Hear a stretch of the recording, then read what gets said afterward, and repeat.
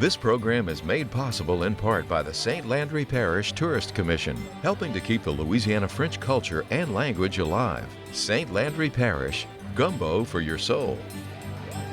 With additional support from Codafil, whose mission is to support and grow Louisiana's Francophone communities, and the Atchafalaya National Heritage Area, dedicated to preserving Louisiana's unique cultural and natural landscape.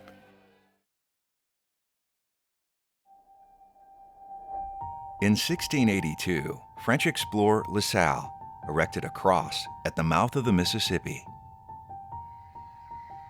And in his native tongue, he claimed the entire river and basin for King Louis XIV, naming it Louisiana. French soon swept the land, becoming the language the Louisiana colony was founded upon. Nearly 240 years later, the state of Louisiana legislature tried to all but obliterate it. But culture is stronger than contempt.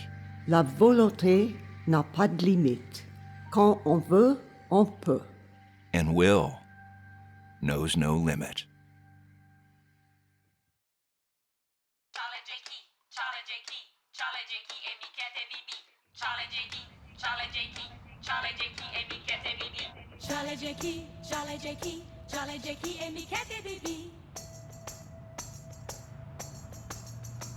Hi, I'm Mavis Fruget. I'm here to see the Louisiana State Constitution of 1921, please. Good morning. There we go. Good morning. This is the Constitution of 1921. So there's a section, Article 12, in the Constitution on public education. And Section 12 deals with language, which is right down here. Right. This that has so impacted the lives of so many. Mm-hmm. The general exercises in the public schools shall be conducted in the English language. Done. That simple sentence stops all Cajuns, all Creoles, Indians from learning their native language, because French is not a foreign language. We grew up with it. I'm appalled that one sentence could have impacted so many lives in so many varied ways.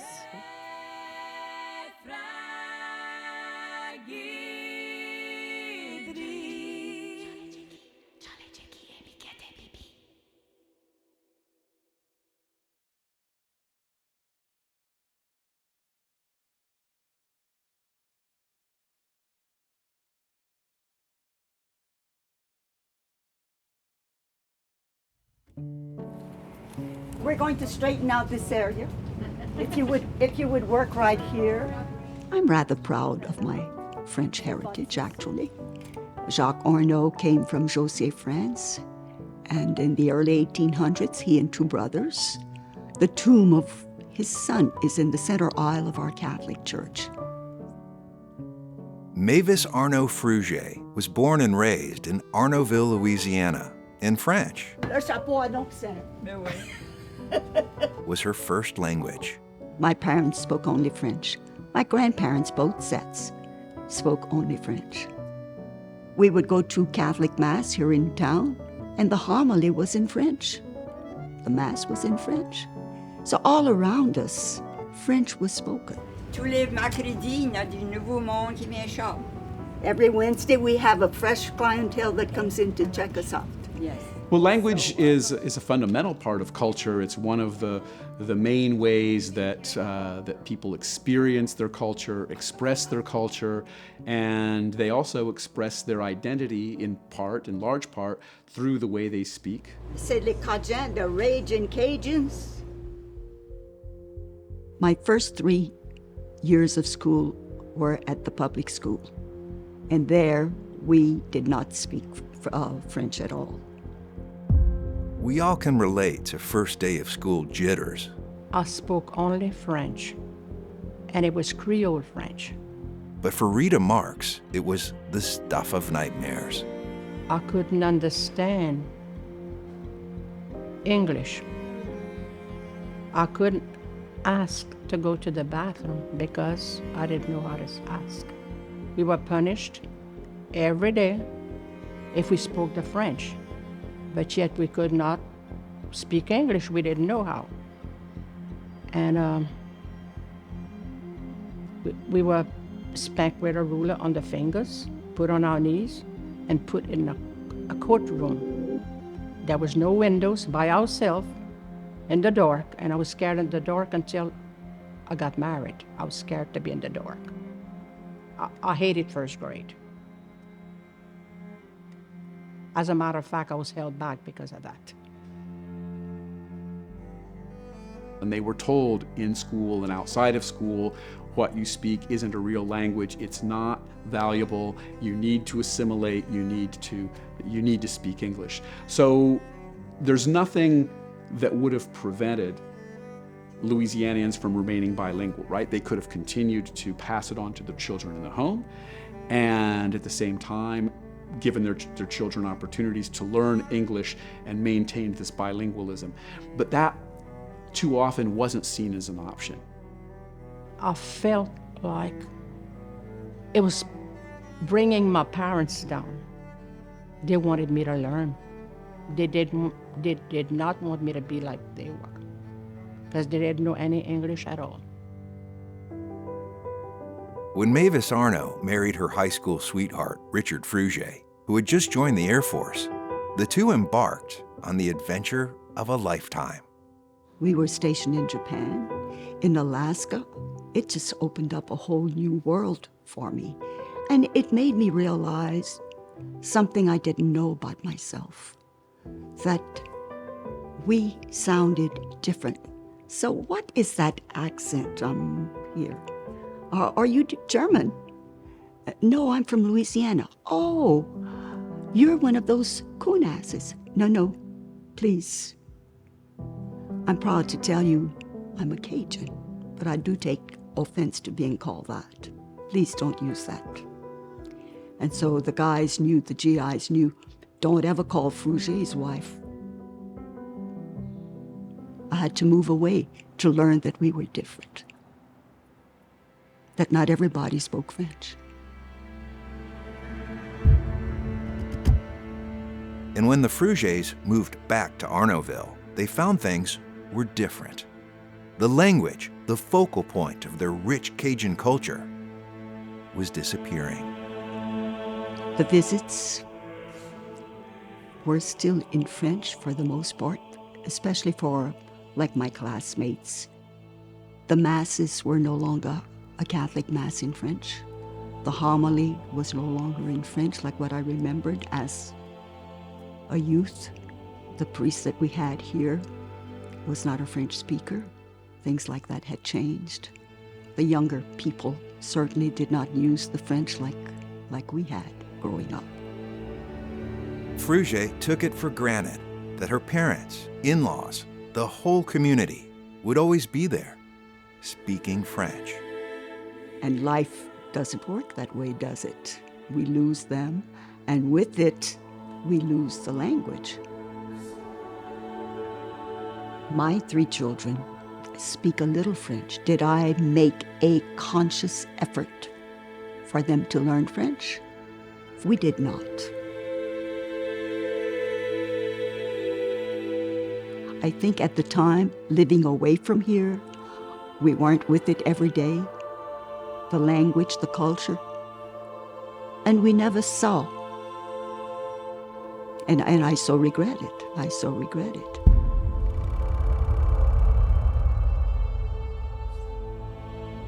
You don't know what you've got till it's gone, and in this case, I think a lot of Louisiana Francophones weren't necessarily all that attached to their language until it stopped being transmitted.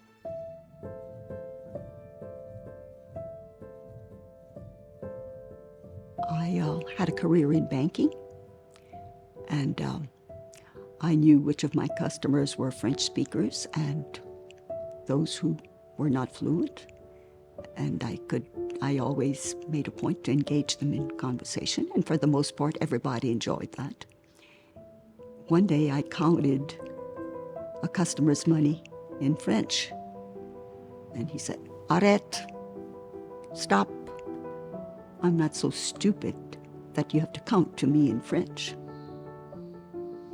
And I said, "I'm sorry, I was not counting to you in French because I thought you stupid. I was counting in French for my pleasure." That was the mindset that some people had, that we were the stupid ones if we spoke French. They didn't see it as the gift that I know and felt that we had.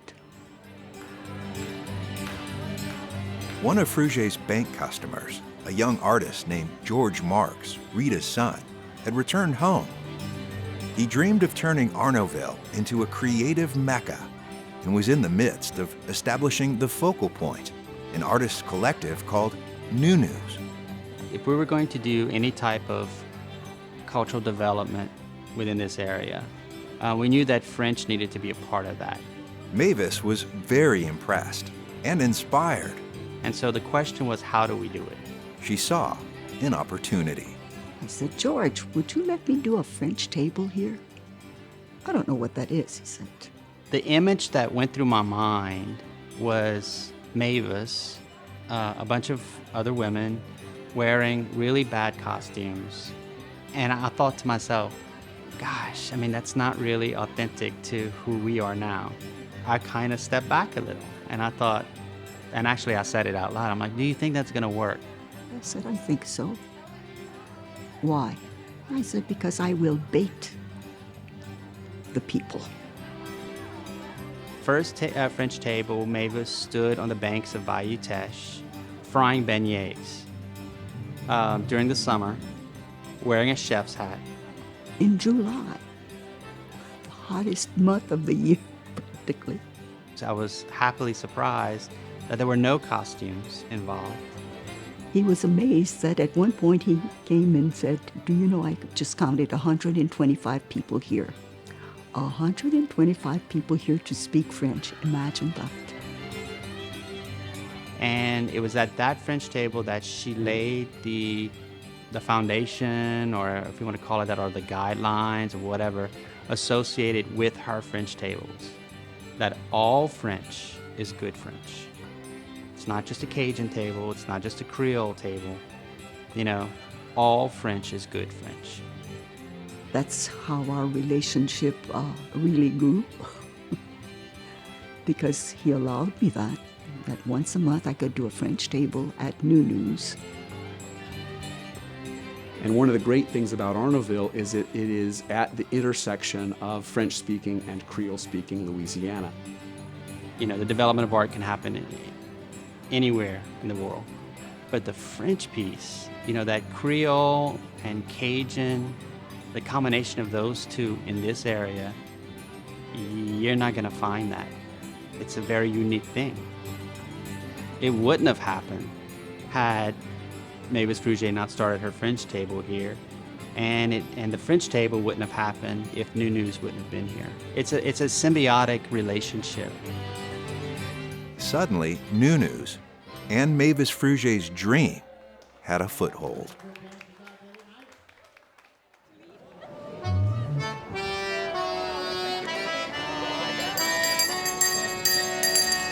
Bonjour. Bonjour. Quel beau matin pour parler en français. I am Mavis Fruget, and I host a French table the last Saturday of every month at Nunus in Arnaudville. All French tables are different. The one thing we have in common, it's in French. It doesn't matter which French, be it Creole, Cajun, international, whatever. J'ai juste fini l'enterrement, j'ai pas fini le matin. Part of the deal is Mavis's bigger-than-life, engaging personality, her warmth, and her friendliness. Well, great. Nice to meet you. Thank you. When you walk in, you immediately feel like you're someplace where you belong. On a Monsieur Méga qui est à Port Vista. That is so much to her credit. She likes to say that, oh, I just a little old lady that started a French table, but it's more than, it's much more than that. Et moi, je suis contente que tu es venue malgré la pluie, qu'il y avait de la pluie ce matin. It was almost like she gave permission to all French speakers in Orneville and surrounding communities, or all French speakers coming to the French table, that their French was okay, it was good. Je fais serment d'allégeance au drapeau des États-Unis d'Amérique. My parents were embarrassed because the French was forbidden. But I was not. I was not ashamed of it. And I'm still not. Ça fait 10 ans de prière pour nos soldats qu'on n'a pas dû dans toutes ces guerres. Là. Mavis's French table, it taught me not to be ashamed of my Cajun French and my Creole French. All French is good French. For those of you here for the first time who don't speak French, French tables are throughout Acadiana. It's our effort to preserve the French that we have here. Et on fait ça pour continuer à parler. It's easy because she gives a sheet of paper with the English and the French, so people can catch on to what we're all talking about. She also not only creates a space where it's good and safe and wonderful to speak French and to practice your French, she will bring up topics like what kind of wedding gifts did you used to get in the old days? And of course, the group is multi-generational. You have people in their 80s, 90s, you have children who are 7 or 8 years old sometimes. So these experiences are beyond linguistic. There's an oral history practice that's going on. These are people that are practicing a tradition that not too many years ago was a regular occurrence on people's front porches on any Thursday evening when people sat outside after dinner to veiller and talk about the old times and sing songs. Mavis has this rule. She said if somebody offers something French, always say yes. Is helping to create all these partnerships that are relevant to French. It's inspired a lot of other people to step up. His name is Monsieur Méga. Quand le mot péché. Bonjour monsieur, comment ça va? Ah, c'est pas moi je suis numéro 3. Bonjour monsieur, comment ça va? Ça va bien? I really feel that she started this movement around Acadiana. And if I may add, I was at an international summit at NUNU. Mavis inspired a Finnish table in Minnesota. Visitors from Minnesota came to Orneville, experienced the French table, and said, hey, we need to do that in our hometown. So she's inspiring these heritage language tables everywhere, not just Acadiana. And that's a pretty powerful thing. Mavis's French table has been going strong now for close to 20 years. The Louisiana legislators of 1921 sure didn't see Mavis Fruget coming. But the French consulate in New Orleans is well aware of her. I don't know if we should call her Knight Mavis, but she's essentially been knighted by the French government.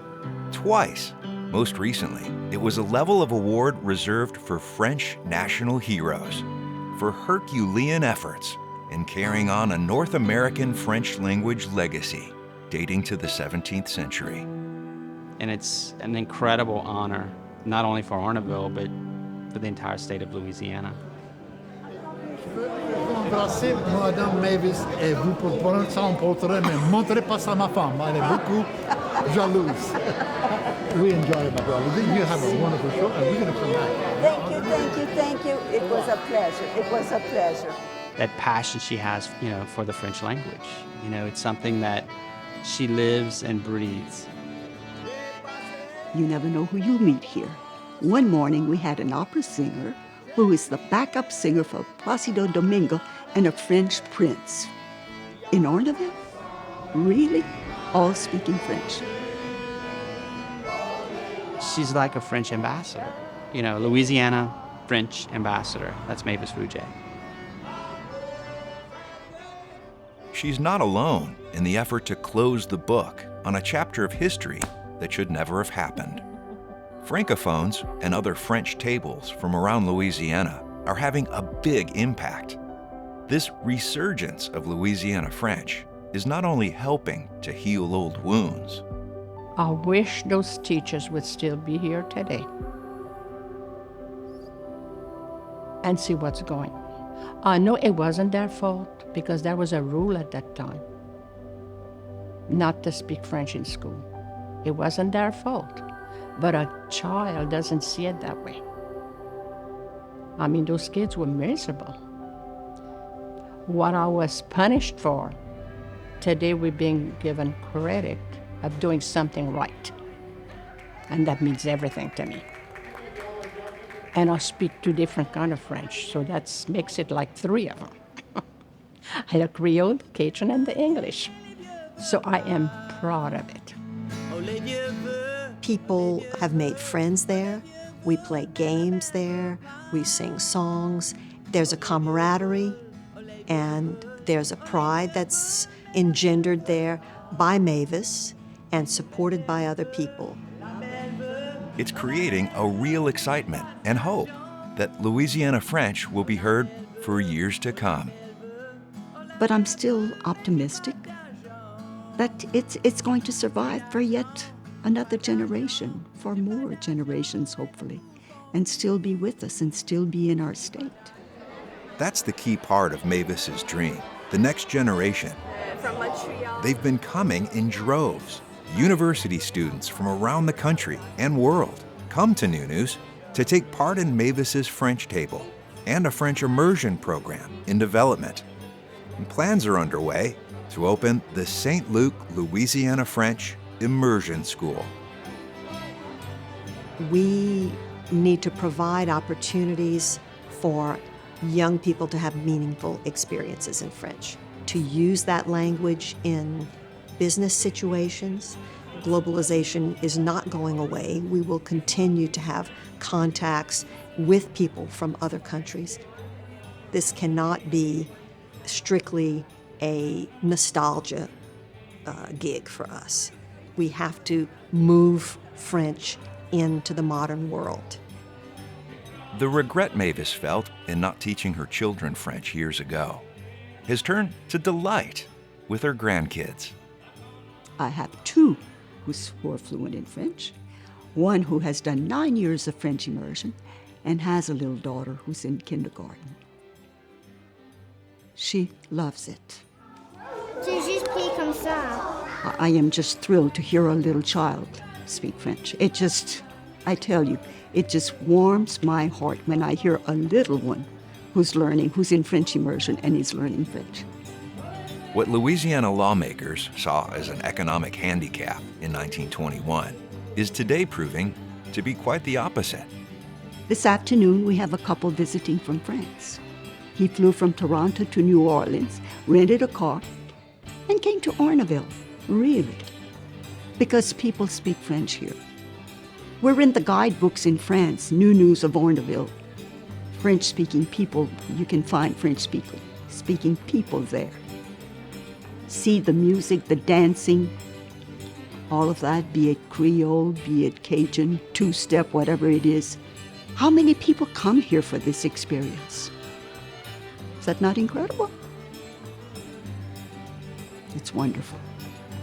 Those very lawmakers ignited a cultural revolution with a 100-year fuse that led straight to Mavis Arnaud Fruget.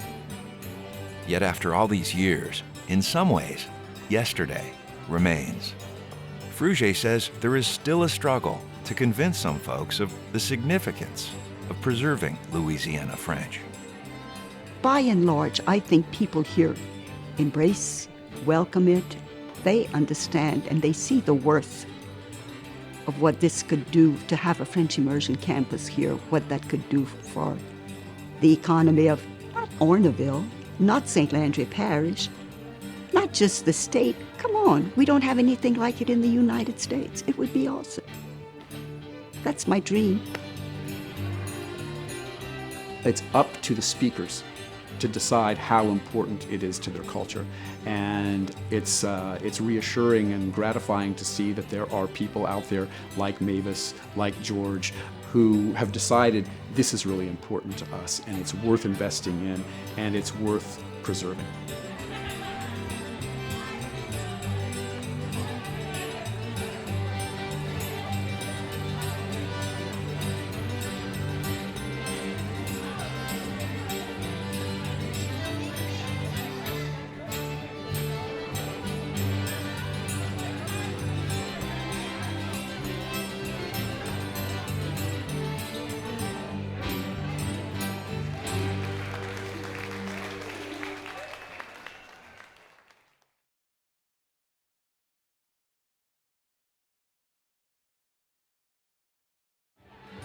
This program is made possible in part by the St. Landry Parish Tourist Commission, helping to keep the Louisiana French culture and language alive. St. Landry Parish, gumbo for your soul.